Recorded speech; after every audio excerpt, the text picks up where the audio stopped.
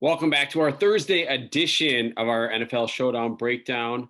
We have a matchup between the Tampa Bay Buccaneers and the Chicago Bears. It will be a rematch of Foles and Brady. Foles coming out on top in the Super Bowl with the Eagles. So this one will be a fun Thursday night slate. We do have a lot of injury news that we will have to pay pretty close attention to. Moving up to lock, we do have some guys already ruled out, like Godwin. Fournette is doubtful, but we will need to check the statuses of like Mike Evans and Scotty Miller. If you are not a subscriber yet to our channel, please hit that subscribe button right down below. It absolutely costs you nothing. And hit that like button. That like button just helps us out a ton. It helps regenerate our algorithm and gets our video out there to more people. So we greatly appreciate that. Well, let's dive right into our slate tonight. I'm not going to get into the odds tonight, but Tampa Bay is a slight favorite here. Obviously, Tom Brady. Tom Brady coming in as the most expensive player on the slate. Let's start on the Tampa Bay side. He's performed really well in every week except for the Carolina week. The pass defense for Chicago has been really good. I think I read somewhere, they're holding quarterbacks to like an average of like 20th quarterback performance out of all quarterbacks for the week. So he definitely does have a little bit more limited upside just based on the matchup, but I think it's still going to be really difficult to fade somebody like him in a single game showdown for cash at least. Moving down, like I said, Godwin is out. Evans is still questionable. If Evans is in, Godwin is out. Obviously, he becomes the number one target. If Evans is out and Godwin is already out. But if Evans for some reason is ruled out and Scotty Miller is the number one active receiver, I think you definitely lock him in. I think Scotty Miller is a fine play without even with Evans, and they do have different roles. You'll see Scotty Miller out of the slot more often, but 7, 5, 3, 6. The targets have been there. So I like, he's had some long catches too, 37, 47, 44. So he's definitely in play. I think that even if Evans is in, Scotty Miller is a really nice discount to someone like Mike Evans, who we know usually can be kind of touchdown or long catch dependent. Sometimes he's not going to just rack up 7 or 8 catches. Evans won't. So we likely will need a bigger play. Running the ball, Fournette is doubtful. LaShawn McCoy is out. So Ronald Jones' show will continue on here. He had 20 carries for 111 yards last week. 6 catches out of the backfield. Didn't really do a lot with them, but I think that is definitely encouraging that his floor has gone up or is there with some targets out of the backfield. So I think for 7,400, Ronald Jones is a great play, a great price tag, somebody that I will be targeting tomorrow. Moving down here a little bit further on Tampa Bay, like I said, Fournette is out. Gronk, 5,800, has been utilized a little bit more, but I still think he's a little bit more GPP flyer, if anything, at 5,800. I'm just not seeing enough. Suck Up the Kicker will be in play. Cameron Brate, 3,800, hasn't really done a lot, but I think, GPP flyer, sure, go ahead. Moving down here a little bit further. Oh yeah, our IR guys, OJ Howard is out, unfortunately. We were hoping, maybe you can find another IR min price player, but not today. So my favorite plays down here, and probably my favorite value of the entire slate is right here. Keyshawn Vaughn had 2 catches out of the backfield, 1 for a touchdown, carried the ball 3 times. We know he's one of their draft picks. And now the injuries are going to create opportunities for someone like Vaughn. And at 1,000, if he gets me 3 points, I'm happy. If he gets me 5 more, that I'd be super pumped about that. Ted Ginn Jr., sorry, just talking value down here. Looks like he could be, he's not super in play, but 800, he catches a couple balls, you're in play. If for some reason we get these receivers out, Tyler Johnson definitely could maybe see the field a little bit more this week.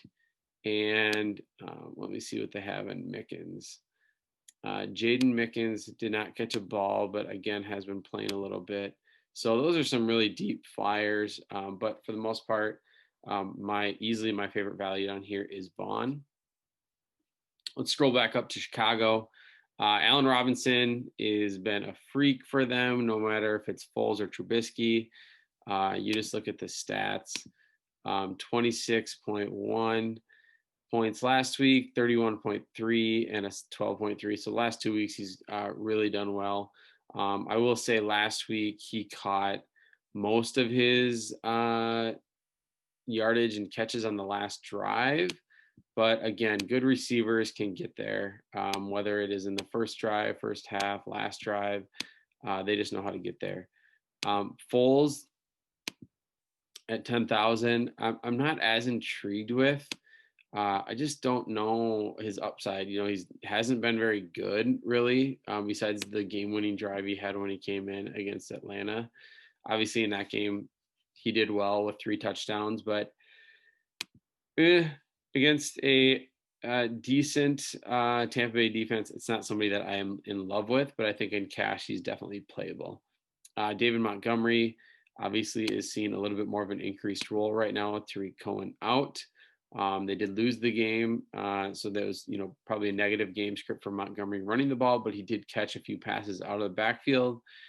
7,800, I think in a vacuum, I prefer Ronald Jones over Montgomery, and actually potentially even Scotty Miller over Montgomery, but I get the safety net in cash in Montgomery.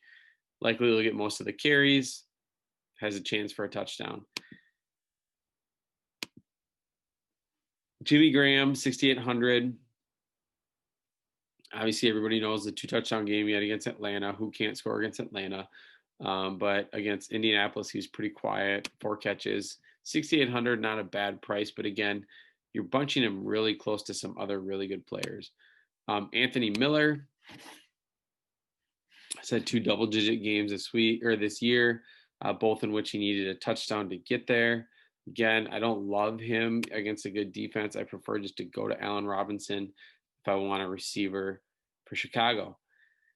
Moving on a little bit further, Mooney, Darnell Mooney had 9 targets last week, 5 targets the week before. He is questionable. I think they definitely think he will play. So at 4,600, I think I actually prefer him over Anthony Miller if he is fully healthy. Neither defense is super intriguing. I would pick the Bucs over the Bears. Foles obviously can turn the ball over. Then we have down here CPAT, former Viking. Flash is also his nickname. They said they're going to get him more involved in the offense. He carried the ball 3 times, caught 1 ball for no yards. Actually, I'm sure it was a spot screen or some little quick toss out to him. So again, 2,200, he's not going to get you 0, but